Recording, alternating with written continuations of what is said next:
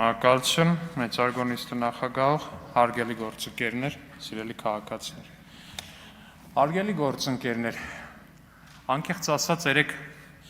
մի պահ տպավորություն ունեցա, որ 9-րդ գումարման ազգային ժողովի աշխատանքների մեկնարկը 8-րդ գումարման աշխատանքների մեկնարկի հատվածի նկատմամբ ընդամենը մի առավելություն ունի, եւ դա Տիկին Ագնեսա Խամոյանի նոր ու գեղեցիկ սանրվածքն է։ Շատ ածես ասում Տիկին Խամոյան, որովհետև դեժավյու էր կարծես, այն ժամանակ նախորդ գումարման մեկնարկին կհիշեք Աննա Մկրտչյանը պատիվ ունեմ խմբակցությունից, էլի պարոն Ռուբինյանի Թուրքիայում լինելու հանգամանքը որպես ապոկալիպտիկ մի իրողություն էր ներկայացնում։ Հարգելի գործընկերներ, ես կարծում եմ, որ դա ձեզ լավ տեղ չի տանել։ Այս ընդհանրապես խորհրդարանի մեկնարկը, նաև նախորդ խորհրդարանի աշխատանքների մեկնարկը այսպիսի մի պատուհան է, որի ընթացքում մենք ձեզ խորհուրդներ ենք տալիս։ Այդ խորհուրդները տալիս ենք անշահախնդիր, այդ խորհուրդները տալիս ենք, որպեսզի դուք դրանցից օգտվեք։ Նախորդ գումարման ժամանակ պատիվ ունեմը եւ Հայաստան դաշինքը չօգտվեցին դրանցից։ Պատիվ ունեմը հայտնվեց, չգիտեմ որտեղ ճիշտն ասած, Հայաստան դաշինքը կրճատվեց գրեթե 3 անգամ իր թվով։ Ու հիմա երբ որ հարցնում եք պարոն Ռուբինյանին արդյոք նա թուրք տեսել է թե ոչ, լավ կլինի նախապես ստուգեք արդյոք ձեր խմբակցության կազմում կան մարդիկ, ովքեր շփվել են օրինակ ադրբեջանցիների հետ, ովքեր շփվել են թուրքերի հետ, որտեղ պարզվում է կա, ու երբ որ պարզվում է որ կա, հանրության աչքում դա անկեղծ նույնիսկ ձեր ընտրողների աչքում դա երբեք լավ բան չի նշանակում։ Դա չի կարող լավ բան նշանակել, հասկանում եք։ Էլ չեմ խոսում այն մասին, որ օրինակ ես պատկերացնում եմ, որ եվրոպական մայրաքաղաքներից մեկում օրինակ ինչ որ ինտուզիաստներ թարգմանել են մեր ազգային ժողովի նիստը ու լսում են թե ինչպես է ընդդիմադիր падգամավորը ազգային ժողովի նախագահի տեխնացուին հարցնում դուք թուրք տեսել եք, շփվել եք Թուրքիա։ Ես վստահ եմ դա լավ կարծիք չի ձևավորում Հայաստանի Հանրապետության ազգային ժողովի մասին։ Դա օրինակ կարար, չգիտեմ, տենց 1930-ականների Գերմանիայում գուցե դա ինչ որ բաներ արձագանքներ ստանար դրական, բայց չեմ կարծում, որ դրանից հետո որոշակի ինչ որ բան կստանա։ Ու դա լավ բան կլինի առհասարակ։ Հաջորդը, երբ որ փորձում եք այդ բանը տալ, իբր ամեն ինչ բերել, հանգեցնել, որքան հասկանում եմ, այդ ձեր բազմակայլ կոմբինացիայի վերջնանպատակը պետք է լիներ այն, որ բերեիք, հասցնեիք նրան, որ կարողա պարոն Ռուբինյանը շփվել է օտարերկրյա հատուկ ծառայությունների հետ։ Դա էլ ձեզ լավ տեղ չի տանում։ Կներեք, որտեղ ձեր քաղաքական թիմի առաջնորդի անձնագրի մեջ է օտարերկրյա հատուկ ծառայության անուն գրած IC FSB։ Դե անձնագրային գործում, տեսեք, մեր ազգային ժողովի նախագահի տեխնացուն շատ ավելի լավ է տեղեկացված, քան ես։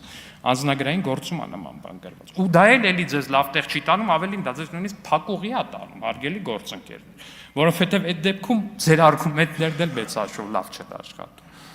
Տիկին Ագնեսա Խամոյանը ասում է պարոն Ռուբինյան, ձեր հորը այո կալանավորել էին, բայց հիմա էլ են մարդկանց կալանավորել։ Հա, Տիկին Խամոյան, բայց խնդիրը գիտեք որն է,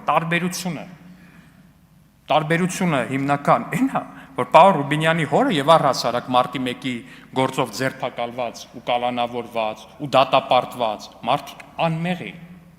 Մարդիկ անմեղ էին։ Այո, պարոն Քոչարյան, այդպես զարմացած մի նայեք, որովհետեւ այո, մարտի 1-ի գործով այդ մարդիկ անմեղ են։ Այդ մարդիկ անմեղ են։ Այդ մարդիկ հերիք չի ծեծվել էին, հերիք չի նրանց ընկերները սպանվել էին Երևանի փողոցներում, միայն նրա համար, որ հաս չէին այն բանի համար, որ ձեր հայրը կեղծել էր ընտրությունները, որպեսզի իր իրավահաջորդ Սերժ Սարգսյանին նշանակեր նախագահ, որպեսզի նա էլ պարոն Կարապետյանի հորը ընդուներ աշխատակազմի ղեկավար աշխատանքի, հաս չէին դրա հետ, ու ընդամենը խաղաղ ցույցեր էին անում։ Այդ մարդկանց նախ ծեծեցին, հետո այդ մարդկանց սպանեցին, հետո էլ այդ մարդկանց ընկերներին դատեցին։ Հենց այդ է տարբերությունը։ Ու առհասարակ հատուկ ծառայությունների նաև ես որքան հասկացա Տիկին Արեգնազ Մանուկյանի դստեր մասին էր խոսքը, Աստված բոլորի երեխաներին թող պահի, բոլորի երեխաներին առողջություն եմ մաղթում, բայց հարգելի գործընկերներ, ձեր նախկին թիմակիցը Անդրանիկ Թևանյանն էլի հատուկ ծառայությունների մասին խոսքին գանք էլի, մեղադրվում է պետական դավաճանության մեջ։ Մեղադրվում է նրա մեջ, որ այստեղ, այս դահլիճում հնչած պետական գաղտնիքները 600 թե 7000 եվրոյով անմեղության կանխավարկածը չխախտելով վաճառել է օտարերկրյա հատուկ 600-700 եվրոյով վաճառել է օտարերկրյա հատուկ ծառայությունների։ Եթե չեմ սխալվում ու նորից անմեղության կանխավարկածը չխախտելով, Ալեգնազ Մանուկյանն էլ մեղադրվում է նրա մեջ, որ փոխանցել է այդ գաղտնիքները, էլի ձեր խմբակցության падգամավոր պարոն Թևանյանին։ Հիմա այս ամեն ինչից ելնելով դուք իրոք ուզում եք, որ մենք շարունակենք այս հատուկ ծառայությունների ու մնացածի մասին խոսակցություն։ Պարոն Ռուբեն Մխիթարյանը, ես եթե չեմ սխալվում, դուք Վարդան Ղուկասյանի հետ կապված ինչ-որ մի դրվագով էիք, չէ՞։ Հա, փաստը։ Գիտեք, ամենաֆենոմենալը այն էր, որ ես որքան տեղեկացա, դուք միջև Վարդան Ղուկասյանի այս ֆենոմենալ ընտրությունները Գյումրու քաղաքապետարանում outsource որպես իրավաբան դատական հայցեր եք ներկայացրած եղել ընդդեմ Վարդան Ղուկասյանի, այդ դատական հայցերը հա ոչ մի հաջողության չեն հասել, բայց Վարդան Ղուկասյանի քաղաքապետ ընտրվելուց հետո դուք արդեն դարձել եք նրա փաստաբանը։ Պարոն Վարդևանյան, դա այդտեղ ինչ որ տենց ես չգիտեմ էլի դուք եք մասնագետը, շահերի բախում, էթիկա, տենց բան խախտվում է, թե չէ փաստաբանական առումով, տենց նորմ կա առհասարակ, որ կարելի է համայնքը ներկայացնել մեկի դեմ, հետո գնալ այդ մեկի փաստաբան դառնալ, տենց աշխատում է համակարգը, թե չէ։ Ինձ թվում է չէ, բայց այնուամենայնիվ, ինչևէ, հարգելի գործընկերներ, ու Վարդան Ղուկասյանի մասով նաև, ձեր գործընկերները պարբերաբար Վարդան Ղուկասյանին էլ են քաղբանտարկյալ անվանում, առհասարակ ցանկացած մեկին ով քաղաքականության հետ որևէ կապ ունի ու ձերբակալվում կամ կալանավորվում է, այդ մարդուն ձերբակալելը կամ կալանավորելը մարդիկ անվանում են քաղաքական հետապնդում, բայց դա այդպես չի աշխատում։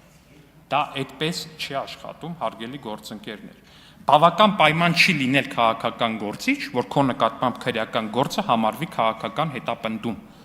Դա այդպես չի աշխատում, հարգելի գործընկերներ։ Օրինակ Ռոբերտ Քոչարյանի նկատմամբ գործը չի կարող համարվել քաղաքական հետապնդում։ Ձեր մյուս պաշտպանյալների նկատմամբ գործերը չեն կարող համարվել քաղաքական հետապնդում, պարոն Վարդևանյան, ու այդպես շարունակ։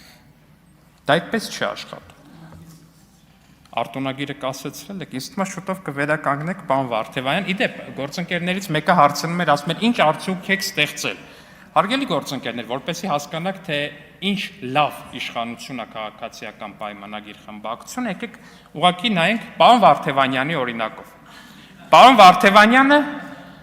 մի քանի հայտարարագիր է ներկայացրել 2017 թվականին էլ ինչ որ պաշտոնում առաջադրված լինելու բերումով ներկայացրել է հայտարարագիր։ Պարոն Վարդևանյանը լավ փաստաբան էր թե 2017 թվականին եւ թե 2022, 23, 24, 25, 26 թվականների։ Տեսեք, մինչև 2018 թվականը փաստաբանը, նույնիսկ պարոն Վարդևանյանի պես հանճարեղ ու լավ փաստաբանը, ֆիզիկապես չէր կարող ամսական 700-800 դրամից ավել գումար աշխատել, որտեղ դատական համակարգ չէր աշխատում, որտեղ բոլորը մեծ հաշվով հազար ներողություն, անձնապես ձեզ չի վարվում, բոլորը մեծ հաշվով թքած ունեին փաստաբանական ծառայությունների ստացած օգուտների վրա սեն ձևակերպեմ, այն բերումով, որ մեկը հարցերը ուրիշ կերպ էին որոշվում ու դրանով է պայմանավորված, որ 2018 թվականից հետո Արամ Վարդևանյանը օրինակ տարեկան 40 միլիոն դրամ մենակ մի դեպքով աստանում Տաշիր գրուպից աստանում։ Դուք միջև 18 թվականը օրինակ պարոն Վարդևանյան չեք ստանա այդքան գումար, որտեղ փաստաբանությունը այդքան չէր գնահատվում այն ժամանակ։ Եվ հետևաբար ինչ ենք արել մենք որպես իշխանություն, ակնհայտ է, որ ստեղծել ենք այնպիսի արդարադատության համակարգ, որը որ աշխատում է, որի շնորհիվ որ փաստաբանները հանձինս պարոն Վարդևանյանի նմանատիպ աշխատավարձեր են ստանում եւ մենք շատ ողջունում ենք դա։ Իդեպ շատ լավ, ուրախ ենք շատ, բայց փաստաբանները եւ այնուամենայնիվ պարոն Վարդևանյան, ձեր հայտարարագիրը մեր իշխանության տենց ձեռքբերումների մեջ բանա ու դրա համար նաեւ կես կատակ ես պարբերաբար ասում եմ, որ պարոն Վարդևանյանը մեր ամենահավատարիմ ընտրողներից մեկն է, իդեպ բոլոր ընդդիմադիր փաստաբանները, դե հա ես կես կատակ դրա համար ասում եմ պարոն Վարդևանյան, բայց հաշվի առնելով որ կատակի կեսը միշտ ճշմարտություն է, այնպես որ հերթական ընտրությունը ունենք, ազգային ժողովի նախագահի ընտրությունը, ես կարծում եմ, որ պարոն Ռուբեն Ռուբինյանը առավել քան արժանի թեկնածու է եւ պարոն Ռուբեն Ռուբինյանի պարկեշտությունը, պարոն Ռուբինյանի ազնվությունը միանշանակ պետք է գնահատվի եւ ես հուսով եմ, որ պարոն Ռուբինյանը կստանա նաեւ ընդդիմադիր պատգամավորների քվեն։ Հատկապես ձեր Տիկին Գրիգորյան, շնորհակալություն։